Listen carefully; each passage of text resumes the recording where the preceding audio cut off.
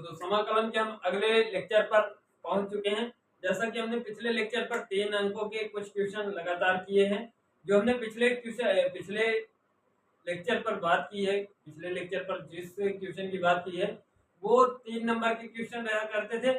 आज हम उससे बड़े क्वेश्चन, यानी अगर वो क्वेश्चन नहीं आते, अगर हमारा सीक्वेंस बनता है 3, 4, 5 का, तो वो 3 नंबर का रहेगा, तब ये नहीं पूछा जाएगा।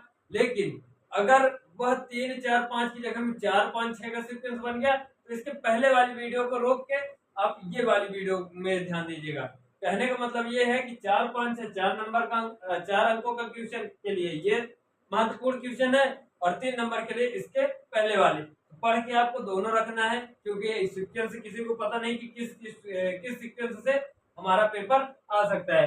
तो हम देखते हैं पहले इस क्वेश्चन को। तो जब भी 1/1 plus sign 1 plus cos 1 plus ten, यानी बटे में ऐसा कुछ भी आए जो कि त्रिकोणमिति से रिलेटेड हो और अंश में एक हो, क्या हो, एक हो, 1 हो, 2 हो, 5 हो, कोई अंक हो, तो उसका तो समाकलन हम देखते हैं कि इंटीग्रेशन 1/x बराबर क्या होता है, log x। dx बराबर क्या होता है, log x। लेकिन यहाँ पे क्या है, sin x, एक भी है साइन भी है, और दोनों के बीच में क्या लगा है, प्लस।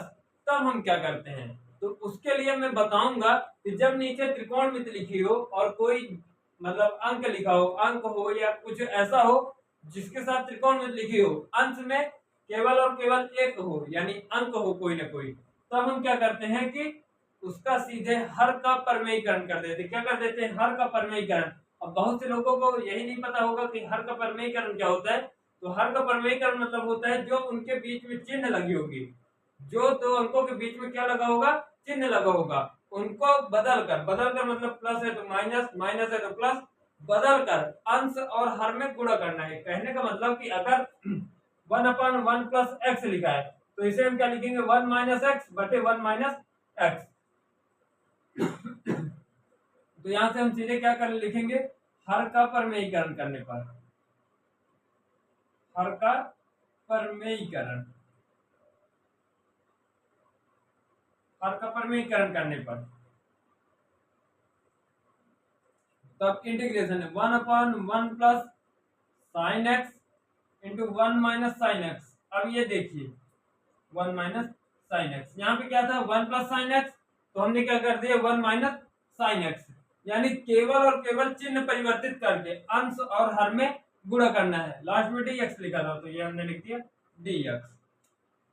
ठीक दोस्तों, उसके बाद गुणा कर देंगे तो ये होगा इंटीग्रेशन, एक का गुणा किया 1 माइनस साइन एक्स से तो वही आ जाएगा 1 माइनस साइन एक्स बटे, आपने एक फॉर्मूला पढ़ा होगा कि a plus B into A minus B बराबर A square minus B square. क्या पढ़ा होगा कि a plus B into A minus B बराबर A square minus B square. तो यहाँ पे हम देखते हैं कि a plus B A minus B, तो क्या हो जाएगा A square minus B square, यानी एक का square minus sine square X और ये वाला dx।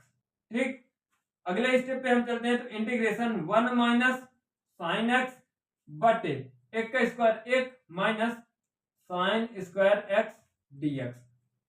ठीक दोस्तों,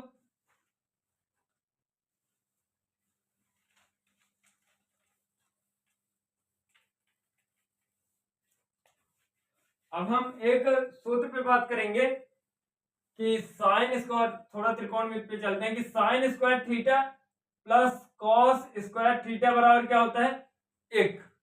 यहां पे लिखा है 1 माइनस साइन स्क्वायर, इस साइन स्क्वायर को अगर हम पक्षांतरित कर दे तो ये हो जाएगा कॉस स्क्वायर थीटा बराबर 1 माइनस साइन स्क्वायर थीटा, और साइन स्क्वायर थीटा बराबर 1 माइनस कॉस स्क्वायर थीटा। यहीं से अगर कॉस को पक्षांतर कर दे तो क्या हो जाएगा, तो वो हो जाएगा साइन स्क्वायर बराबर, क्या हो जाएगा, साइन स्क्वायर थीटा बराबर 1 माइनस कॉस स्क्वायर थीटा। ये तो हमारा रहा बेसिक त्रिकोणमिति का, जो कि हर जगह पूरे मैथ में त्रिकोणमिति का अगर कहीं ना कहीं उपयोग हो रहा है तो हर जगह इस सूत्र का उपयोग होगा, जीवन पर्यंत इसका काम होता है, इसलिए यह सूत्र तो आप ना ही भूलें।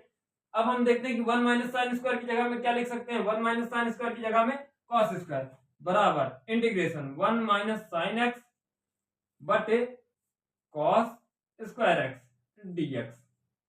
अब यहाँ पे ऊपर 2 अंक है, नीचे 1 अंक है, अलग अलग कर दें। अलग अलग करने से मतलब है ये हम नीचे करके देखते हैं कि integration 1/cos² dx minus integration sin x और cos² dx बराबर 1/cos² बराबर हो जाएगा sec² integration sec² dx minus sin x/cos², ऊपर एक डिजिट है नीचे दो डिजिट, तो पहले तो हम इसे अलग अलग करते हैं। ये हो जाएगा sin x/cos x into 1/cos x और ये रहा dx बराबर integration sec² dx minus integration 1/cos यानी हो जाएगा क्या sec x और sin/cos यानी tan x, ये हुआ dx। अब यहाँ पे आप बताइएगा कि कौन से फॉर्मूले लगेंगे, तो इंटीग्रेशन sec² x का फॉर्मूला लग जाएगा, integration sec x tan x का लग जाएगा।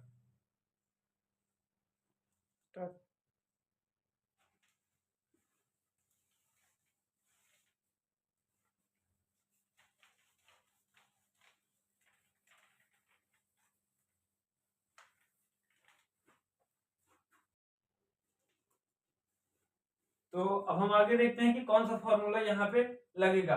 थोड़ा सा हमें जगह बनाना पड़ गया था, क्या था कि यहाँ पे जगह नहीं था। अब हम आपको सूत्र बताते हैं। मैं बारी बारी से आपको बार बार बता रहा हूँ कि जब तक आपको सूत्र नहीं याद होगा यह समाकलन आपके लिए एक हनुमान की तरह रहेगा। अगर आप राम हैं तो ये आपके लिए हनुमान की तरह रहेगा, यानी इसके बिना आप अधूरे हो, यानी सूत्र के बिना आप अधूरे हो। तो एक सूत्र आप दो सूत्र फिर से देखिएगा कि इंटीग्रेशन sec² x dx बराबर होता है tan x। अब देखिए हम आपको एक चीज और बताते हैं कि अवकलन समाकलन एक दूसरे के अपोजिट होते हैं। हम अभी तक पढ़ते आते थे कि d/dx tan x बराबर क्या होता है, तो sec² x। अब यहाँ पे क्या पढ़ रहे हैं कि इंटीग्रेशन sec² x बराबर क्या होता है, ये देखा हमने tan x। फिर अगला क्या है कि integration sec x tan x dx, इसके बराबर क्या होता है, तो इसके लिए होता है सूत्र sec x। तो यहाँ पे अब हम सूत्र रख देंगे, तो sec² x का क्या होता है tan x, तो ये हमने लिख दिया tan x minus sec x tan x का मान क्या होता है, तो sec x, तो ये हमने लिख दिया sec x प्लस लास्ट में हमेशा क्या लिखा जाता है c। ये रहा हमारा आंसर। अगर कहीं भी डाउट होता है इस क्वेश्चन में या इस तरीके के क्वेश्चन में जिसमें हर का प्रमेयीकरण करना पड़े तो आप हमें जरूर बताइएगा। धन्यवाद दोस्तों।